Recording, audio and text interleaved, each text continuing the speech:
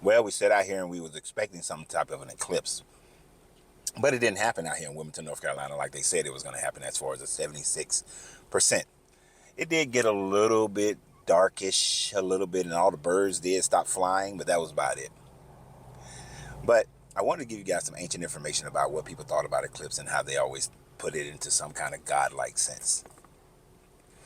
So we're going to start first with the Mayans and the Aztecs. And the Mayans and the Aztecs, they had two different mythologies concerning an eclipse. And one of those mythologies is the fact that they thought that a jaguar from one of the other gods, a jaguar, was consuming the sun.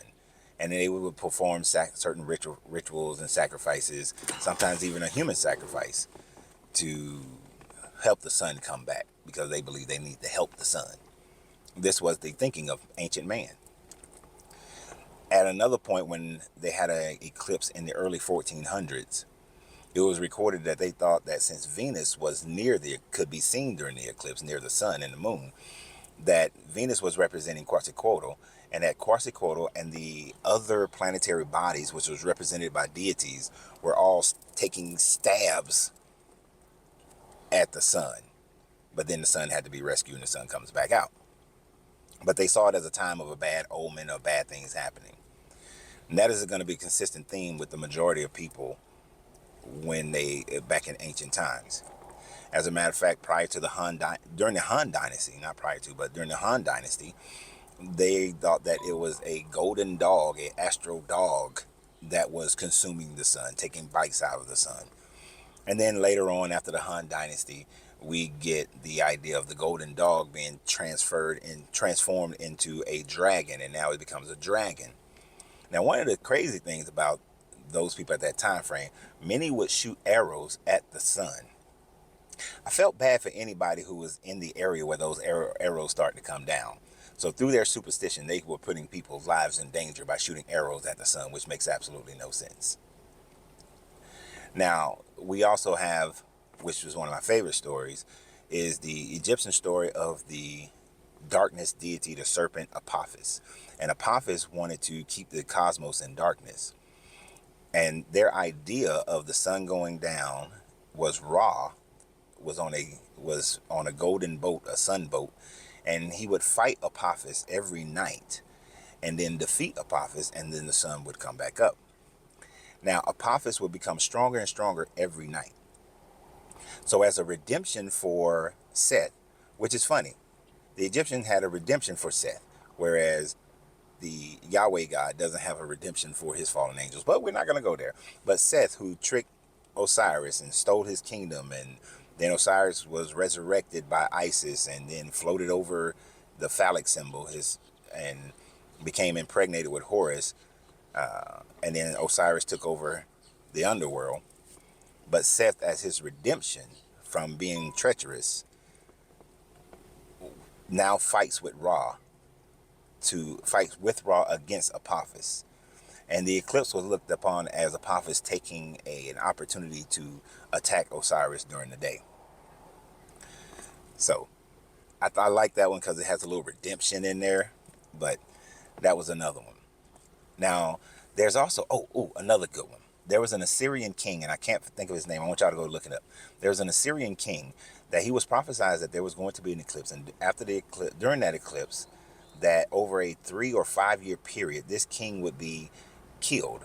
So the king, out of this superstition of gods and demons coming out during the eclipse, put a criminal or a common person on the throne for that time frame while the king was purifying himself, and the king was also trying to live a farmer's life.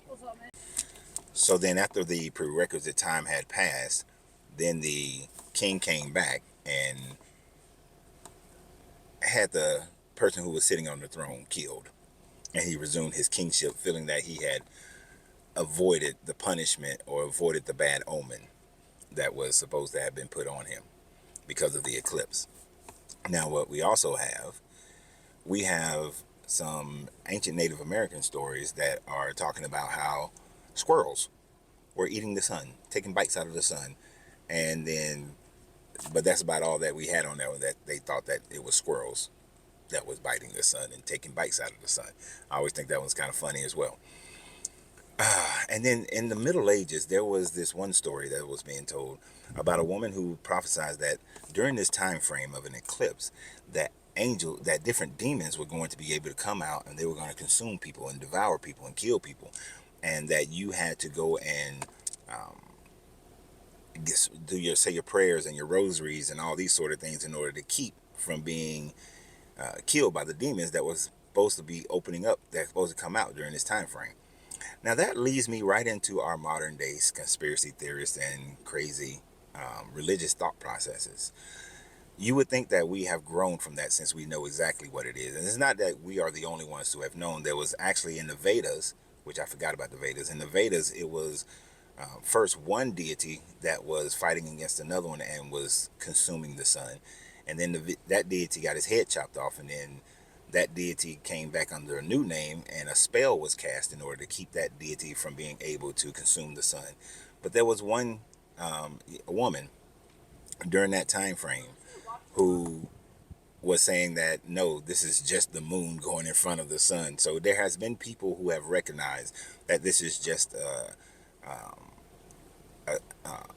an event, a sky event, a heavenly event. I don't want to say astrological event, but maybe that's what I do want to say. But this was just an astrological event that was occurring, that it was nothing else, nothing to it. But we see that people today still have that mentality, because people are saying that, oh, CERN is starting up their collider today. Not at full power, but just starting it up from finishing some routine maintenance over the last few months, and they're starting it up today. And so people are coming out with conspiracy theories concerning that. Then there are others who are also saying that, since NASA shot 3 rockets up today, before, during, and after the eclipse, because this is a time frame where you can study the corona of the sun better today than any other time frame. It's a great opportunity to study the corona. And speaking of the corona, people are saying that the corona is going to be a big ass major solar flare.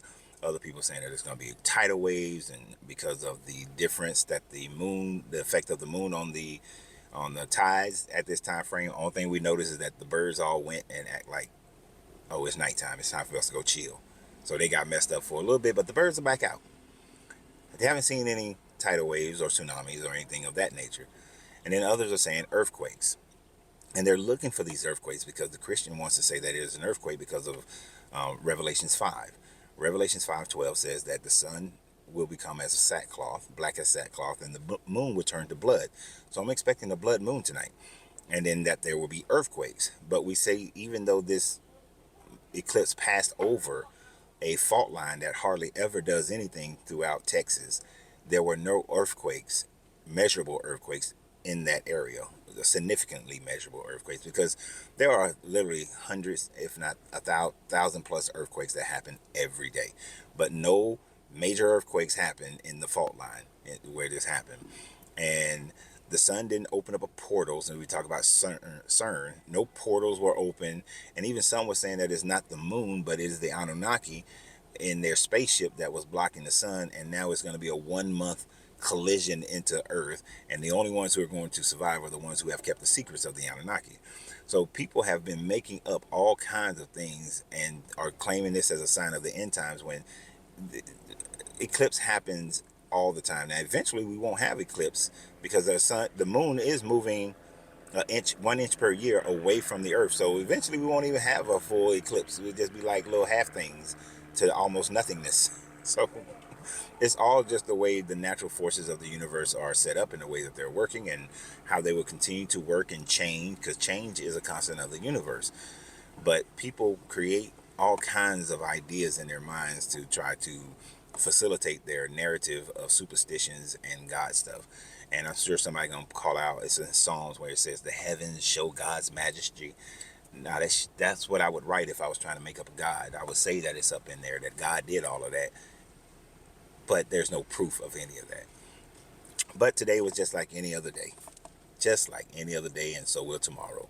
So y'all have a great day, and remember always, you have to free yourself to be yourself, because your greatness is non-negotiable. Good journey, good vibrations.